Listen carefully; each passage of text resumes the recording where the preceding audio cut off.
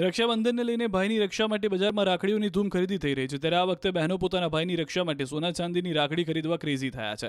અમદાવાદમાં સોના ચાંદીના ભાવ ઘટતા હવે બજારમાં સોના ચાંદીની ખરીદી જોવા મળી રહી છે। રક્ષાબંધનના પર્વ પર અમદાવાદના સોના ચાંદીની રાખડી ખરીદવાનો ટ્રેન્ડ જોવા મળ્યો છે। બહેનો પોતાના ભાઈ માટે રક્ષાબંધનના પવિત્ર તહેવારે સોના ચાંદીની રાખડી આપી રહી છે। માર્કેટમાં સોના ચાંદી માટે અવનવી વેરાયટી જોવા મળી। 10,000થી લઈને 80 લાખની કિંમત સુધીની સોનાની રાખડી બજારમાં જોવા મળી રહી છે, જ્યારે ચાંદીમાં 50 લાખની કિંમતનો સ્ટોક આવ્યો છે। આ વખતે રાખડી ખરીદવા માટે જ્વેલર્સની દુકાનમાં સૌથી વધારે ભીડ જોવા મળી। બહેનો રુદ્રાક્ષવાળી, ઓમ ગણપતિ લખેલી રાખડીઓ વધારે પસંદ કરી રહ્યા છે। ઓમ, સ્વસ્તિક, હેપી બ્રધર, બેસ્ટ બ્રધર સહિતની રાખડીના વધારે ઓર્ડર મળી રહ્યા છે। રક્ષાબંધન નજીક છે ત્યારે સોના ચાંદીના ભાવમાં જે ઘટાડો થયો છે તેમાં બહેનો છે તે સૌથી વધારે રાખડીની ખરીદી કરતી જોવા મળી રહી છે।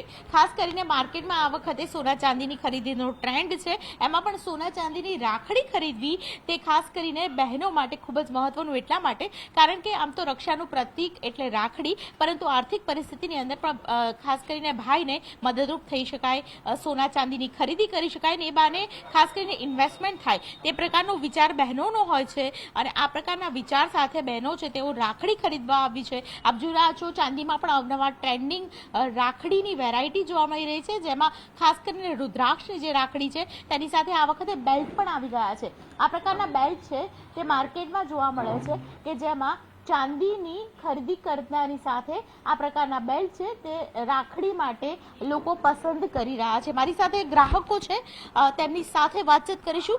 શું નામ છે તમારું અને રાખડી પસંદ આવી છે કે કેમ? હા, ચોક્કસ પસંદ આવી છે। મારું નામ પારુલ છે અને હું ભાઈ માટે ટ્રેન્ડિંગ રાખડી લેવી હતી એટલે અહીંયા જોવા આવી છું। ઓકે, કેવા પ્રકારની રાખડી તમને વધારે પસંદ છે અને શા માટે? રુદ્રાક્ષ બહુ પસંદ છે, કેમ કે કોલેજ જાય છે તો રુદ્રાક્ષને બ્રેસલેટ જેમ પહેરી શકે એટલે। અચ્છા, અને માત્ર ચાંદીની ખરીદી કરશું કે સોનાની? ના, બંનેની જોઈશું, જે પણ ગમશે। અચ્છા, તમારો શું પ્લાન છે? ચાંદીની ખરીદી, સોનાની ખરીદી, શા માટે રાખડી આ પ્રકારે સોના ચાંદીમાં ખરીદી રહ્યા છો? ખરીદી કરવાનો મેઇન આશય એ છે કે ચાંદી ને સોનું એક જાતનું ઇન્વેસ્ટમેન્ટ ગણાય છે, બરાબર છે। આમ ભાઈને આ રીતે આપીએ તો એમને આ આર્થિક રીતે એમને એક હેલ્પ થઈ જશે। આગામી દિવસોમાં કે આગામી વર્ષોમાં ગોલ્ડ અને આ ચાંદી નો ભાવ વધતો જવાનો છે, એટલે એક જાતનું લેડીઝ માટે એક ઇન્વેસ્ટમેન્ટ છે।